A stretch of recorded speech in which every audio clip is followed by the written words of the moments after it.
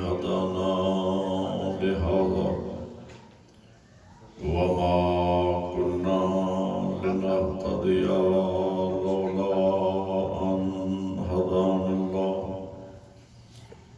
لقد جاءت رسل ربنا بالحق الصلاة والسلام على رسول المصدق والمصطفى الأمجد والمحمود الأحمد أبي القاسم محمد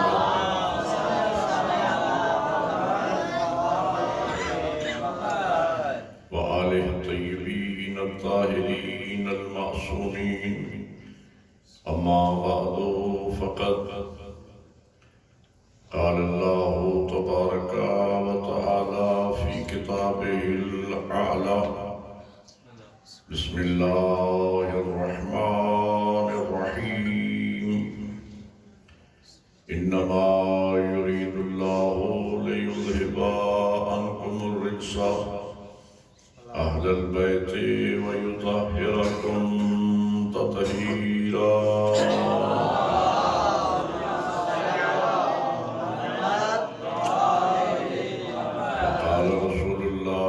صلى الله عليه وآله وسلم الفاطمة بضعة مني وسيدة النساء العالمين.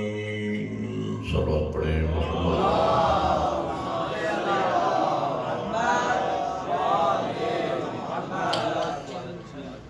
برادران ایمانی، موالیان حضر قرار و عاشقان حسین ابن علی،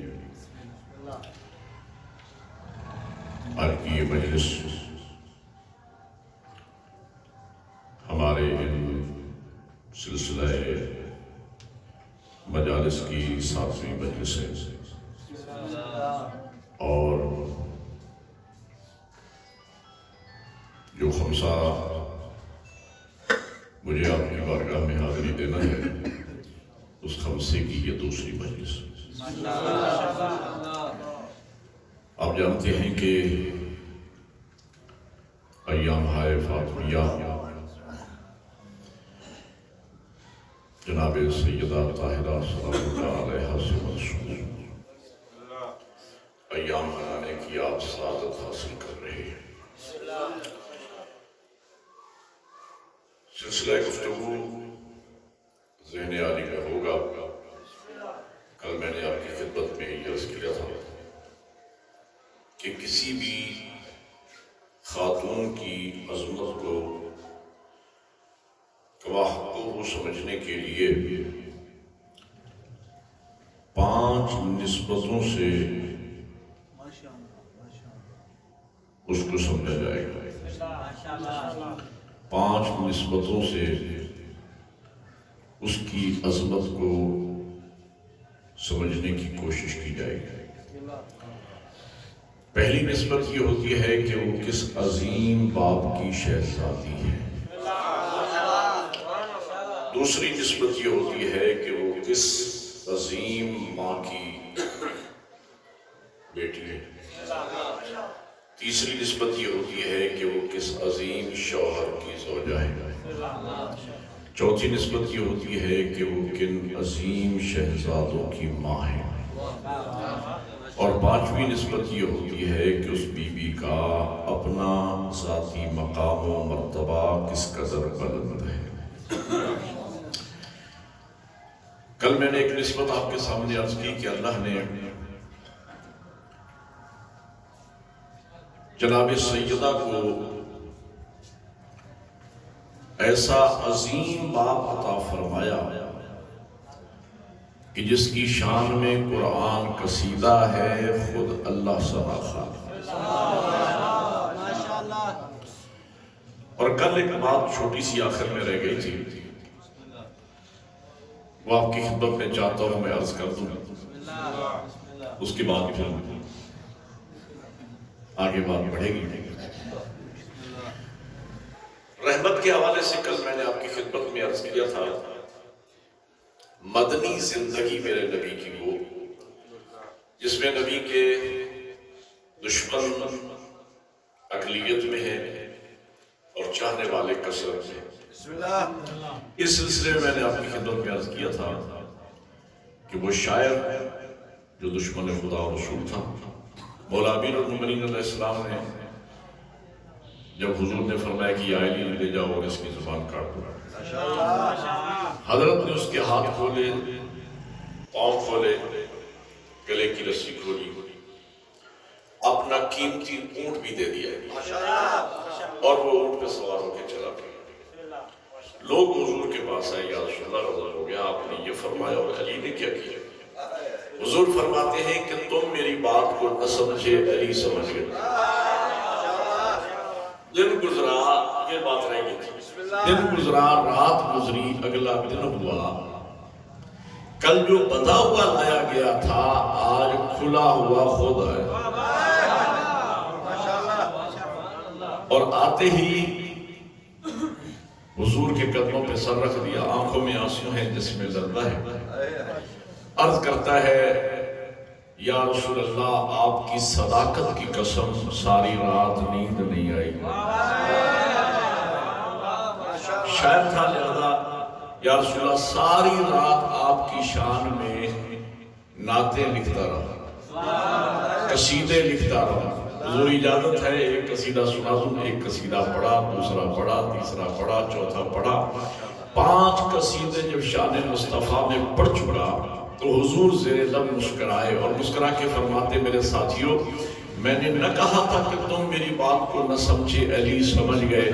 علی نے وہ زبان کاٹ دی جو مذمت کیا کرتی تھی، وہ زبان عطا کر دی جو قصیدے پڑھا کرتی.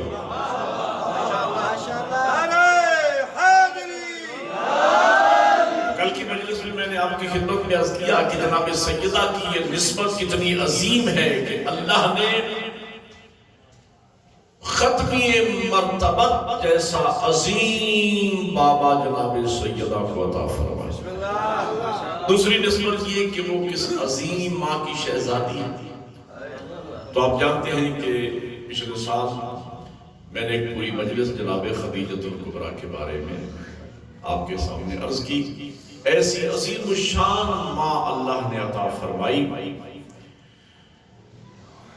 کہ جن کی عظمت اور خصوصیت یہ ہے کہ جنہیں سب سے آخری نبی کی سب سے پہلی زوجہ ہونے کا شرف حاصل. اور اس بیوی کی دوسری خصوصیت اور عظمت یہ ہے کہ جن کی زندگی میں حضور نے دوسری شادی نہیں کی. حضور کی مدنی زندگی میں 10 سالوں میں 9، 11، 13 کم و بیش حرم حضور کی زندگی میں رہے ایک ہی وقت میں. یہ 4 والی قید امتیوں کے لیے ہے، نبی کے لیے نہیں تھی. اس کی تفصیل بھی میں نے عرض کی تھی.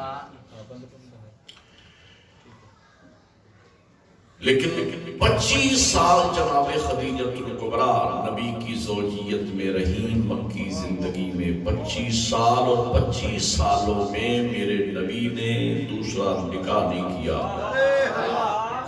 دوسری شادی نہیں کی. کیوں نہیں کی؟ ایک تو اس لیے نہیں کی کہ جناب خدیجۃ الکبریٰ کی زندگی ہر کارنر سے، ہر پہلو سے اتنی کامل ترین زندگی تھی کہ نبی کو دوسری شادی کرنے کی ضرورت ہی محسوس نہیں ہوئی. اور دوسرا شریعت میں حکم ہے کہ جب کوئی بندہ 2 شادیاں کرے، 2 بیویاں رکھے تو ان کو ہم پلہ رکھے، برابر رکھے. اللہ کی کائنات میں کوئی بیوی خدیجہ کے ہم پلہ ہوتی تو نبی کی بیوی ہوتی. توجہ فرما رہے ہیں. میں اس تفصیل میں بھی نہیں جانا چاہتا، میرا موضوع چونکہ خمسے کا جناب خدیجۃ الکبریٰ نہیں ہے. تیسری نسبت آج میں عرض کرنا چاہتا ہوں. ایک عورت کی عظمت سمجھنے کے لیے یہ ہوتی ہے کہ وہ کس عظیم شوہر کی زوجہ ہے. اللہ نے اس مخلوقہ کو کیسا عظیم شوہر عطا فرمایا. ایسا عظیم شوہر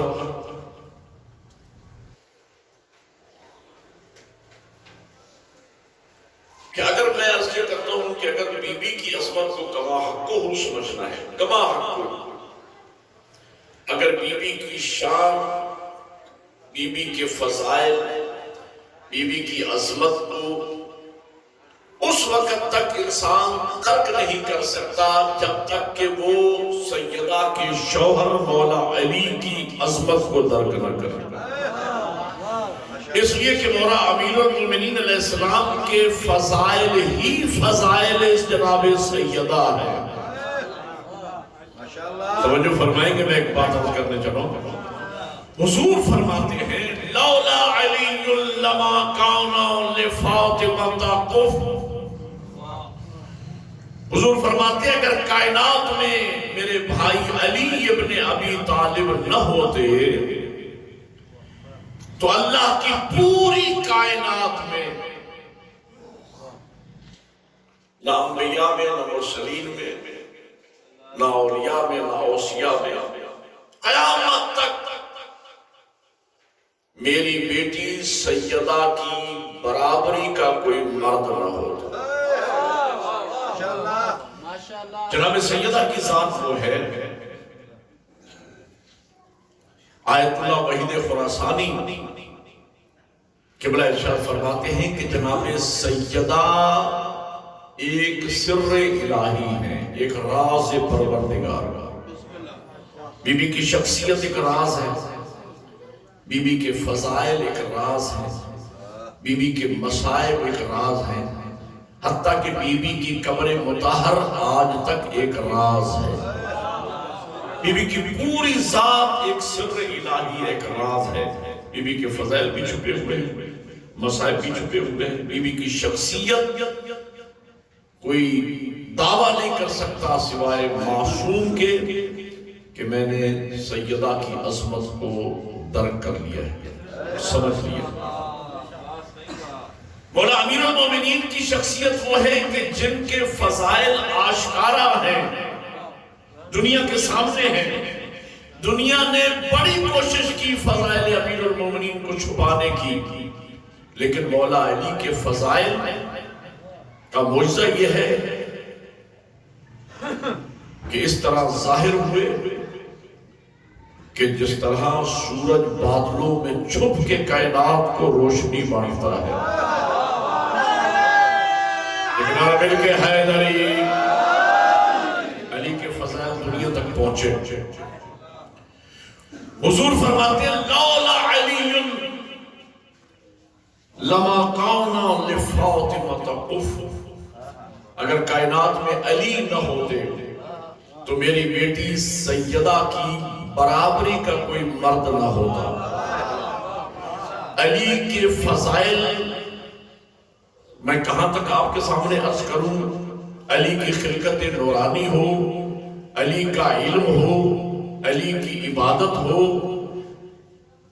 علی کا ظاہر ہو، علی کا باطن ہو، علی کی شجاعت ہو، جتنے فضائل اللہ نے میرے مولا امیر کو عطا فرمائے، تمام فضائل کے ساتھ مل کر علی زہرا کے برابر ہے۔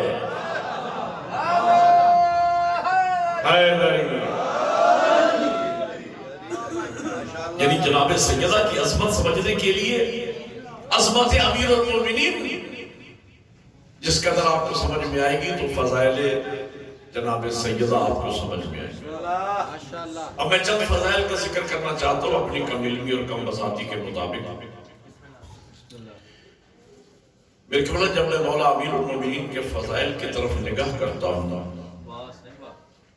آپ توجہ فرمائیں گے کہ جملہ کرنا چلو، جب میں مولا امیر المومنین کے فضائل کی طرف دیکھتا ہوں تو مجھے یوں لگتا ہے جیسے فضائل علی کے تعاقب میں، اور جنہیں تعاقب کا معنی سمجھ آیا ہے وہ بولے، اور جنہیں نہیں سمجھ آیا وہ خاموش رہے۔ اب میں تشریح کرتا ہوں تاکہ ہر بندہ بولے۔ فضائل علی کے تعاقب میں ہیں، کیا مطلب؟ یعنی میں نے کبھی علی کو فضیلتوں کے پیچھے جاتے نہیں دیکھا، فضائل کو علی کے پیچھے بھاگتے دیکھا ہے۔ فضائل علی کا رخ کیے ہوئے، فضائل علی کے تعاقب میں دلیل ہے میرے پاس سنیے، دلیل یہ ہے مجھے بتائیں اور سر ہلا کے جواب دیں کہ مولا علی کو سورہ دہر کی تمنا یا سورہ دہر کو علی کی ضرورت؟ بولو میرے ساتھ، اگر تو علی جائیں روٹیاں لے کر مدینے کے یتیم اسیر اور مسکین کے در پہ اور نتیجے میں سورہ دہر نازل ہو جائے تو میں مانتا ہوں علی کو سورہ دہر کی تمنا ہوگی، لیکن اگر مدینے کا یتیم اسیر اور مسکین علی کا دروازہ کھٹکھٹا کے روٹیاں لے جائے اور سورہ دہر آ جائے تو ماننا پڑے گا سورہ دہر کی ضرورت کا نام علی ہے۔ ایک نعرہ مل کے حیدری۔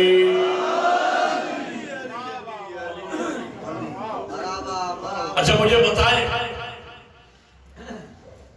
علی کو کعبہ کی تمنا یا کعبہ کو علی کی ضرورت؟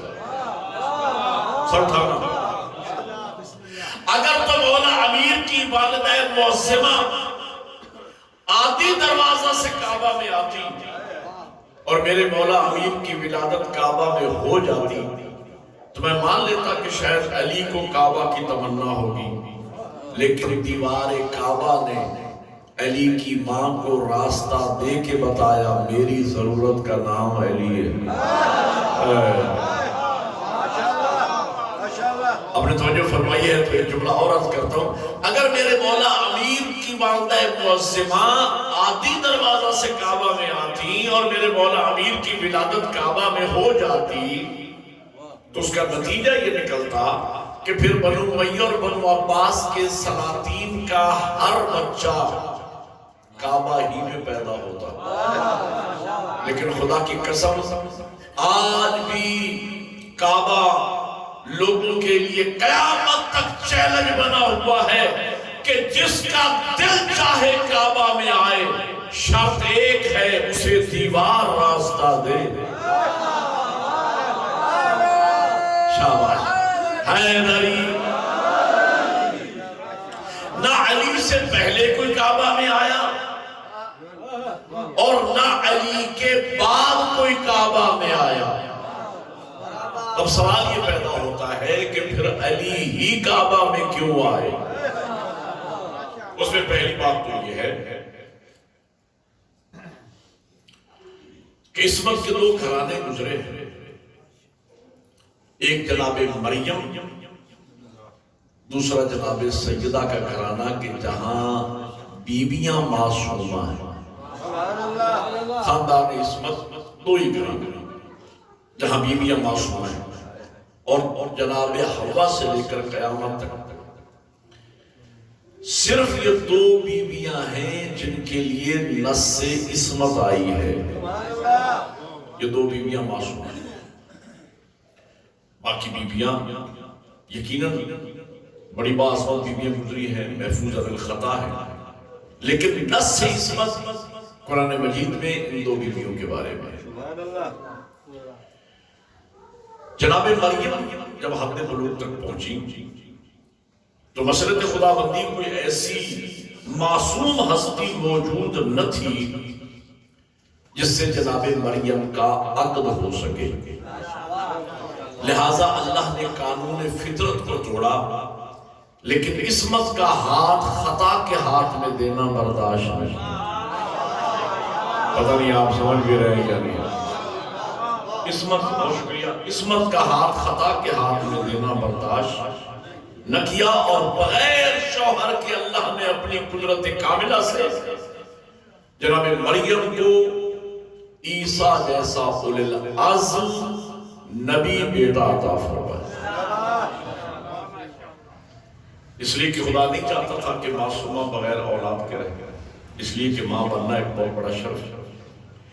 دوسرا خاندان وہ کہ جس میں بی بی معصومہ ہے، وہ پیغمبر کا خاندان، وہ سیدہ کا خاندان، اور جب جناب سیدہ کی ظاہری عمر مبارک 9 سال ہو گئی اب یہاں پر اللہ نے اپنے محبوب کو معصومہ بیٹی عطا فرمائی، لیکن معصوم شوہر کا بندوبست پہلے کیا۔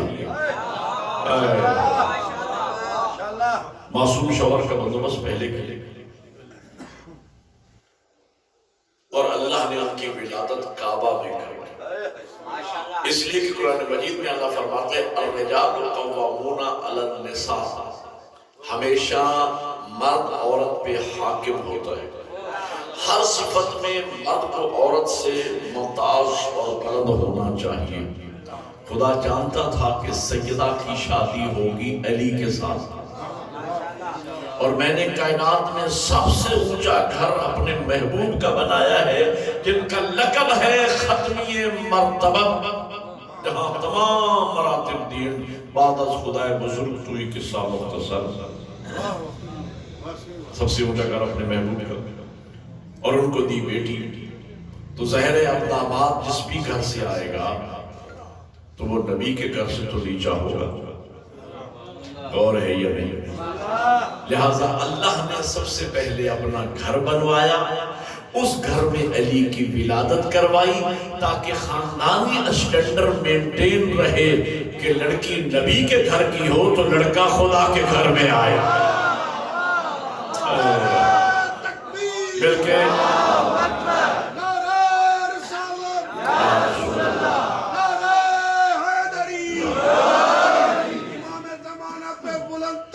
صلوات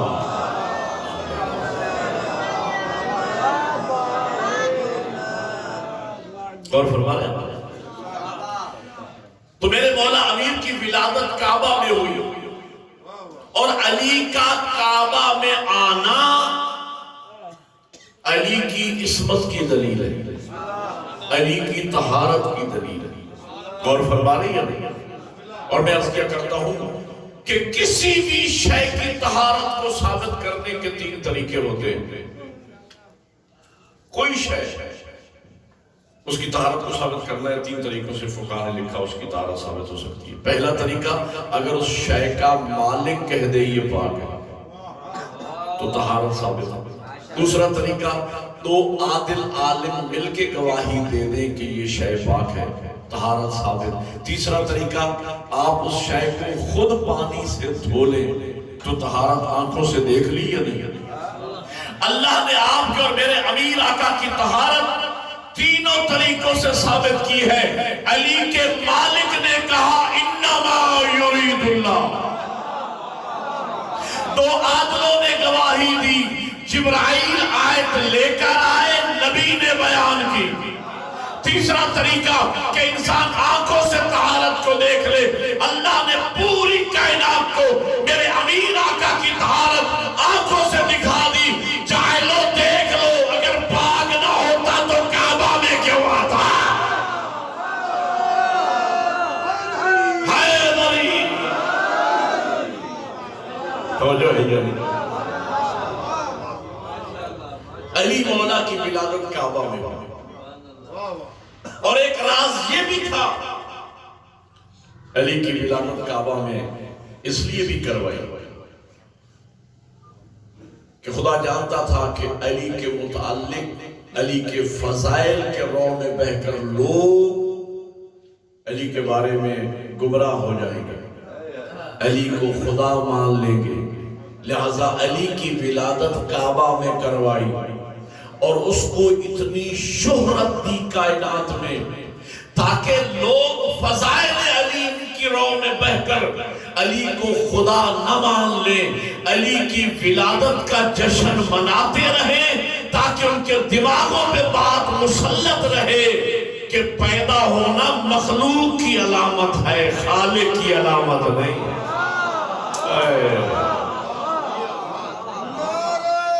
شاباش، حیدری ولادت مخلوق کی ہوگی، علی اللہ پیدا ہونا مخلوق کی علامت۔ اور اسی لیے ہمیں حکم دیا ہمارے حامیوں نے کہ ہماری ولادت پہ جشن مناؤ، ہماری شہادت پہ ہمارا تابوت اٹھاؤ۔ ہم نے 21 رمضان کو مولا علی کی شہادت کا تابوت اٹھایا، ہم نے 28 صفر کو امام حسن مجتبیٰ کی شہادت کا تابوت اٹھایا، ہم نے 10 محرم کو مولا حسین کی شہادت کا تابوت اٹھایا، 25 محرم کو امام زین العابدین علیہ السلام کی شہادت کا تابوت اٹھایا۔ لوگ کہتے ہیں شیعہ تابوت اٹھاتے ہیں، اپنے ائمہ کا یہ شرک کرتے ہیں۔ میرے بھائیوں، یہ تابوت مشرک بنانے کے لیے نہیں، مواحد بنانے کے لیے ہمیں ہمارے بزرگوں نے حکم دیا ہے، تاکہ تابوت اٹھاتے رہیں اور ان کے دماغوں پہ بات مسلط رہے کہ تابوت مخلوق کا اٹھتا ہے، خالق کا نہیں۔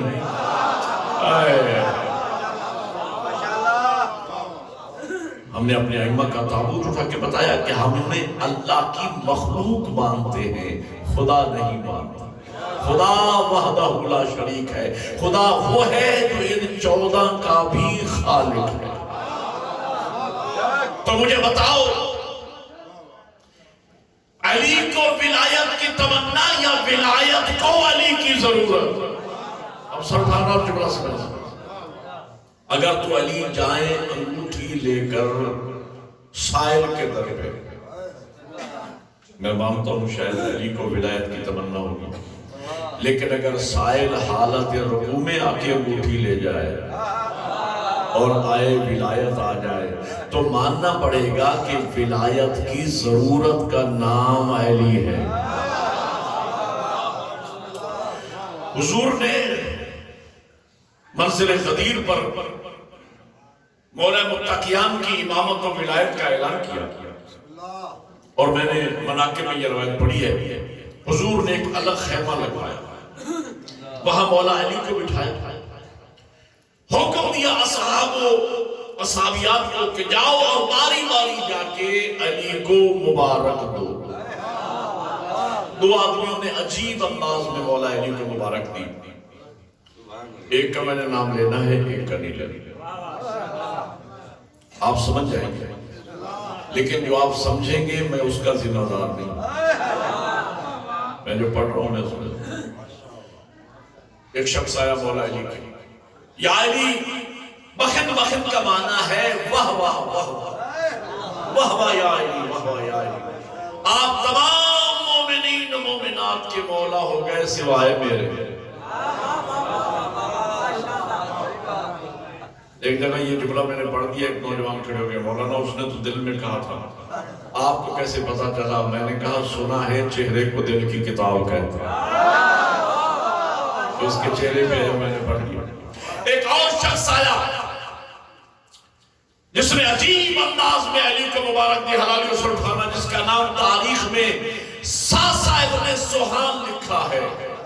یہ علی کی ولایت کا عارف، یہ علی کا شیعہ، علی کے خیمے کے در پہ آیا، آداب و تسلیمات کے بعد کہتا ہے، یا علی، میں آپ کو مبارک دینے نہیں آیا۔ اب لطف آپ نے لینا ہے، یا علی، میں آپ کو مبارک دینے نہیں آیا۔ علی جانتے ہیں، مسکرا کے پوچھتے ہیں، ساسا پھر کیسے آئے ہو؟ کہا، یا علی، میں تو آپ کے سامنے کھڑے ہو کر خود ولایت کو مبارک دوں گا۔ ولایت تجھے مبارک ہو، تجھے علی جیسا مولا مل گیا، مل کے حیدری۔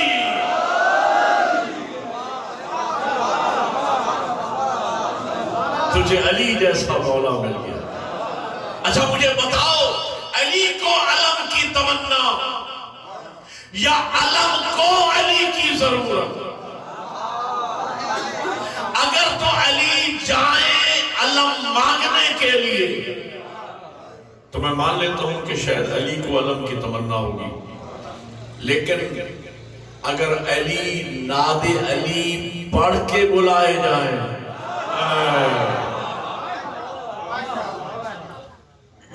توجہ ہے یا نہیں؟ ایک بات اور یاد رکھنا، میں نے بزرگ عالم دین سے جملے سنے کہ ناد علی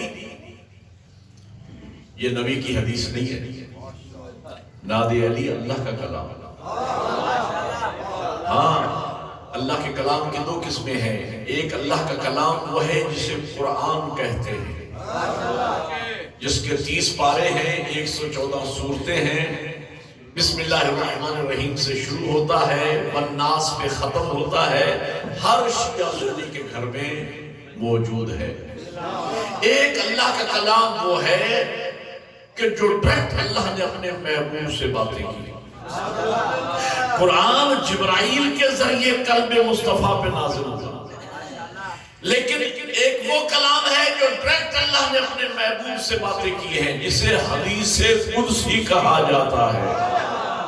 قبلہ فرما رہے تھے ناد علی حدیث قدسی ہے۔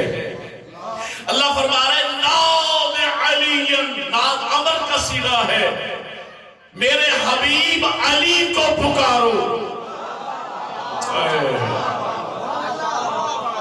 ہم عرض کریں کہ پروردگار خود علی کو بھیج دو، کہا نہیں میرا محبوب پکارے، تاکہ قیامت تک علی کو پکارنا میرے نبی کی سنت بن جائے۔ نعوذ علی، میرے حبیب علی کو پکارو۔ یہاں بھی مختلف روایات ہیں، اکثر محققین کا فرمانا یہ ہے کہ علی خیبر میں موجود تھے۔ بعض حضرات پڑھتے ہیں نمبروں پہ، کتبہ ذاکرین پڑھتے ہیں کہ علی مدینہ میں تھے۔ مجھے دونوں روایتیں قبول ہیں، اس لیے کہ جب ہم نے علی کو مظہر العجائب مان لیا، بولو یا تو علی کے لیے مدینہ سے خیبر آنا بھی مشکل نہیں۔ بھائی وہ علی جو مدینہ سے مدائن سلیمان فارسی کا جنازہ پڑھانے مدینہ سے مدائن آ سکتا ہے، تو وہ علی مدینہ سے خیبر بھی آ سکتا ہے۔ میری بات سمجھ آ رہی ہے؟ وہ علی مدینہ سے خیبر بھی آ سکتا ہے۔ آپ جانتے ہیں کہ حضرت سلیمان فارسی کا انتقال ہوتا ہے، مدائن میں گورنر تھے، مولا علی کا دور حکومت ہے، اور زازان غلام کے زانوں پہ سر ہے سلیمان کا، اور سلیمان فرماتے ہیں کہ زازان میں تھوڑی دیر کا مہمان ہوں۔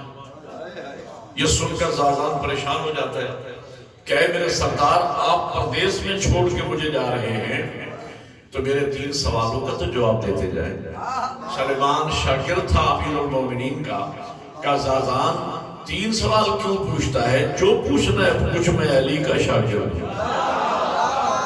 کہا نہیں، صرف اتنا بتا دے کہ تجھے غسل کون دے گا، تجھے کفن کون پہنائے گا، تجھے دفن کون کرے گا۔ سلیمان کو اپنی اطاعت پر اس قدر ناز تھا، چہرہ کھل گیا، کہا زازان میں لاوارث نہیں، میرا غسل کفن دفن وہ کرے گا جس نے نبی کا کیا۔ اور تاریخ کہتی ہے یہ کہہ کر سلیمان کی روح پرواز کر گئی۔ زازان نے سوچنا شروع کیا، کیا کہہ گیا سلیمان کہ میرا غسل و کفن دفن وہ کرے گا جس نے نبی کا کیا۔ نبی کا غسل و کفن دفن کیا تھا مولا علی نے۔ مولا علی بیٹھے ہیں مدینہ میں، ہم بیٹھے مدائن میں، بیچ میں ملکوں کا فاصلہ۔ اللہ جانے علی کو اطلاع کب ملے گی، علی کب آئیں گے، غسل کب ہوگا، کفن کب پہنایا جائے گا، سلیمان دفن کب ہوں گے۔ بس یہ سوچا ہی تھا، فدق الباب، دروازے پہ دستک ہوئی۔ زازان پوچھتا ہے من انت علی الباب، کون ہے دروازے پر؟ باہر سے آواز آئی یا زازانو ماذا تتفکرو انا علی ابن ابی طالب۔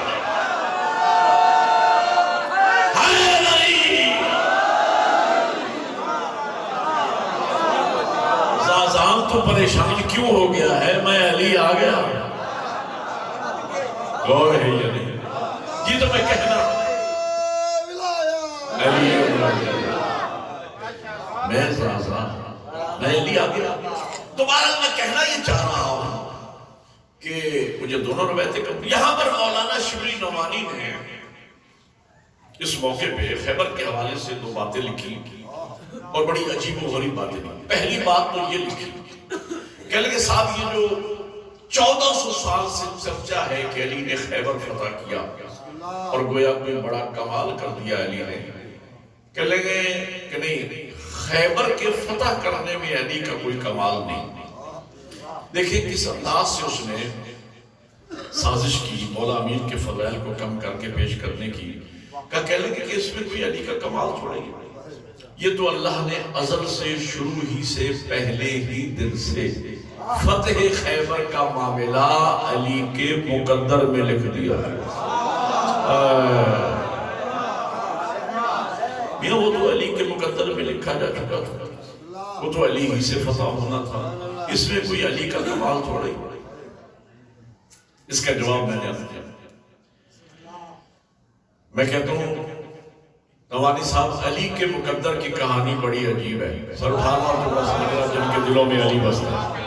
علی کے مقدر کی کہانی بڑی عجیب ہے، خانہ کعبہ میں آنا علی کا مقدر، بولو یار میرے ساتھ، خانہ کعبہ میں آنا علی کا مقدر، آغوش پیغمبر علی کا مقدر، لعاب رسالت علی کا مقدر، دوش پیغمبر علی کا مقدر، بستر محمد علی کا مقدر، بدر کا فاتح ہونا علی کا مقدر، احد میں ذوالفقار کا آنا علی کا مقدر، خندق کا کل ایمان بننا علی کا مقدر، خیبر میں علم کا ملنا علی کا مقدر، زہرا جیسی بیوی علی کا مقدر، حسنین جیسے لال علی کا مقدر۔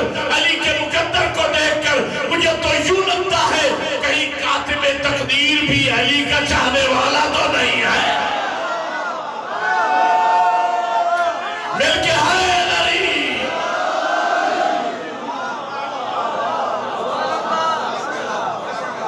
اللہ آپ کی جزائے خیر ہوتا۔ علی کے فضائل، ایک راوی کہتا ہے، میں نام نہیں لیتا آپ جانتے ہیں، سلمان فارسی مولا امیر المومنین کی بارگاہ میں آیا، آپ کی محبت کو دیکھ کر جملہ یاد آ گئے، کہا یا علی فلاں بندہ تو یہ کہہ رہا ہے کہ اللہ نے علی کو ہزاروں شرف ایسے بخشے ہیں کہ ان میں سے کوئی ایک آدھ شرف میرے مقدر میں آ جاتا تو میں ساری زندگی فخر کرتا۔ یا علی وہ تو ایک آدھ شرف میں فخر کرنے کو تیار ہے، اور اللہ نے آپ کو ہزاروں شرف بخشے ہیں، اور ہم نے کبھی آپ کو فخر کرتے نہیں دیکھا۔ دل میں ٹھنڈک محسوس ہوگی اگر میں جملہ پہنچانے میں کامیاب ہو گیا۔ مولا امیر مسکرا کے فرماتے سلیمان علی کس کس شرف پہ فخر کرے؟ توجہ فرمائیں، کہا علی کس کس شرف پہ فخر کرے؟ مولا امیر مسکرا کے فرماتے سلیمان اللہ نے شرف مجھ علی ابن ابی طالب کو بخشے ہیں، قیامت تک فخر میرے شیعہ کریں گے۔ سارے مل کے حیدری،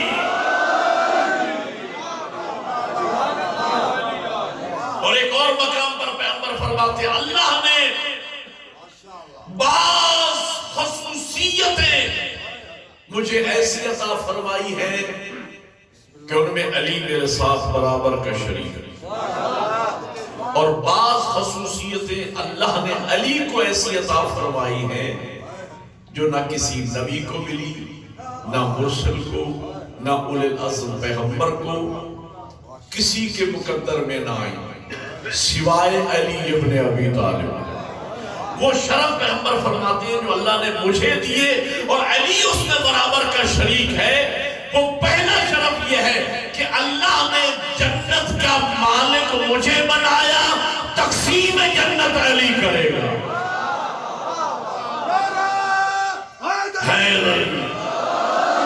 دوسرا شرف یہ کہ لوائل حمد کا مالک اللہ نے مجھے بنایا، اٹھانے والے علی ابن ابی طالب۔ اور تیسرا شرف اللہ نے کوثر کا مالک مجھے بنایا، ساقی کوثر علی ابن ابی طالب۔ یہاں میں روک ایک بات سوچتا ہوں کہ یا رسول اللہ جب جنت آپ کی، کوثر آپ کی، لوائل حمد آپ کا، تو جنت خود تقسیم کر دیجئے، لوائل حمد خود اٹھا لیجئے، کوثر خود پلا دیجئے۔ حضور فرمائیں گے حکیم کا کوئی قول حکمت سے خالی نہیں ہوتا۔ اگر جنت میں بانٹنے لگا، کوثر میں پلانے لگا، لوائل حمد میں نے اٹھا دیا، تو میرے ارد گرد تو مومن منافق سارے آ جائیں۔ میں جنت شاباش میں جنت ایسی ہستی کے ہاتھ میں دوں گا کہ مومن کو ملے منافق کو نہ ملے۔ اور یہی راز ہے اس حدیث میں بھی جو نبی نے فرمایا کہ من مات علی حب آل محمد مات شہیدا. حضور فرماتے ہیں جو میری آل کی محبت میں مرا وہ شہید ہے. کئی طرق سے یہ حدیث آئی ہے. من مات علی حب آل محمد مات مغفورا، من مات علی حب آل محمد مات طائبا، من مات علی حب آل محمد مات کامل الایمان. جو میری آل کی محبت میں مرا سمجھو بخشا ہوا دنیا سے گیا. جو میری آل کی محبت میں مرا سمجھو توبہ کیا ہوا دنیا سے گیا. جو میری آل کی محبت میں مرا سمجھو مکمل ایمان کے ساتھ دنیا سے گیا. میں نے کہیں نہیں پڑھا کہ حضور نے یہ فرمایا ہو کہ من مات علی حب محمد و آل محمد، کہ جو میری اور میری آل کی محبت میں مرا. ہم عرض کریں گے یا رسول اللہ یہ کیا راز ہے؟ آپ نے اپنی محبت کو شامل کیوں نہیں کیا نجات کے لیے، بخشش کے لیے؟ تو نبی فرمائیں گے اس کا راز یہ ہے کہ اگر نجات کے لیے، اگر بخشش کے لیے میں نے اپنی محبت کو بھی شامل کر دیا تو میری محبت پر تو مومن منافق سارے جمع ہو جائیں گے. میں نے نجات اور بخشش کے لیے معیار اپنی آل کی محبت کو بنایا ہے. من مات علی حب آل محمد، جو میری آل کی محبت میں مرا. کیا مطلب؟ یعنی نجات اسے ملے گی جو آل محمد کے دروازے پہ آئے.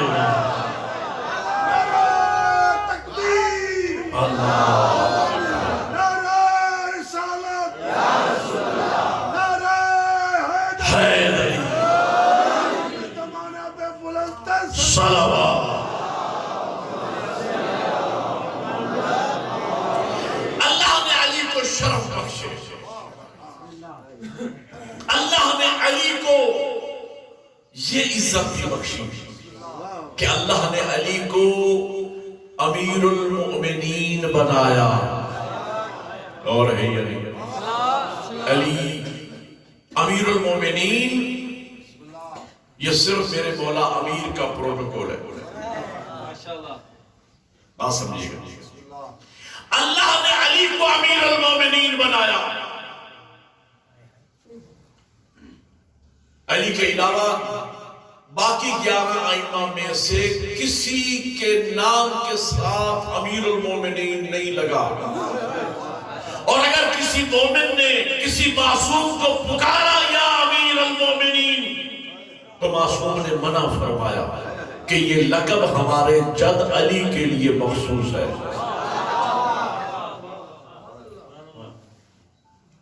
یہ پروٹوکول ہوتے جل جلالہ ذات توحید کا پروٹوکول ہے. آپ نبی اور کسی امام کے نام کے ساتھ جل جلالہ نہیں لگا سکتے. صلی اللہ علیہ وآلہ وسلم یہ نبی کا پروٹوکول ہے. آپ کسی امام کے نام کے ساتھ صلی اللہ علیہ وآلہ وسلم نہیں لگا سکتے. علیہ السلام یہ ائمہ کا پروٹوکول ہے. اور جو ہے یہ نہیں. امیر المومن میرے مولا امام حسن مجتبی کو کسی نے پکارا یا امیر المومنین. میرے مولا فرماتے ہیں کہ آج کے بعد مجھے کبھی امیر المومنین نہ کہنا. سائل کرتا ہے مولا کیا آپ امیر المومنین نہیں؟ فرمایا بے شک میں امیر المومنین ہوں. کہا مولا میں آپ کو امیر المومنین کہوں؟ فرمایا میں کیوں؟ مولا فرماتے ہیں کہ یہ لقب اللہ نے خاص کر دیا ہے میرے بابا علی ابن ابی طالب کے ساتھ. اور اللہ نے علی کے کمالات کو دیکھ کر میرٹ پر اللہ نے علی کو امیر المومنین بنایا. اور ہم نے میرٹ پہ علی کو افضل مانا بعد از پیغمبر. توجہ ہے یہ علی سے دو ہستیاں علی سے بلند ہیں. ایک اللہ کی ذات، دوسرا نبی کی ذات. باقی کائنات میں کسی ماں نے کوئی ایسا بچہ جنا نہیں جو علی کی برابری کرے.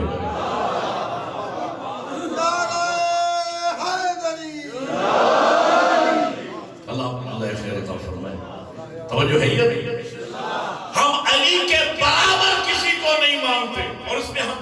سے کام نہیں لیتے. ہماری حقیقت پسندی کی دلیل یہ ہے کہ مولا علی اکیلے نہیں ہیں، علی کے سکے 3 بھائی اور بھی ہیں. جناب طالب جن کی وجہ سے سرکار عمران کو ابو طالب کہا جاتا ہے، علی کے بابا کو. دوسرے جناب عقیل، تیسرے جعفر طیار. بھائیوں میں سب سے چھوٹے چوتھے نمبر پہ علی ہے. ہم جناب طالب کو ابو طالب کا لخت جگر مانتے ہیں. ہم جناب عقیل کو فاطمہ بنت اسد کا نور نظر مانتے ہیں. ہم جناب جعفر طیار کو اسلام کا مبلغ تسلیم کرتے ہیں. لیکن خدا کی قسم اور عظمت مصطفیٰ کی قسم، جب علی کی برابری کا مسئلہ آتا ہے تو علی کے مقابلے میں علی کی اپنی ماں کے حقیقی بیٹوں کو ہم علی کے برابر نہیں مانتے. تو مجھے کہنے دیجئے، جب علی کی اپنی ماں کے بیٹے علی کے برابر نہ ہو سکے تو کسی غیر ماں کا بیٹا علی کی برابری کیا کرے گا؟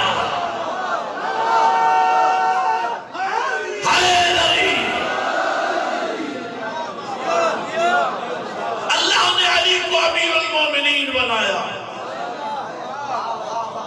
یہ لقب بادشاہوں کو پسند آ گیا، سلاطین کو پسند آ گیا.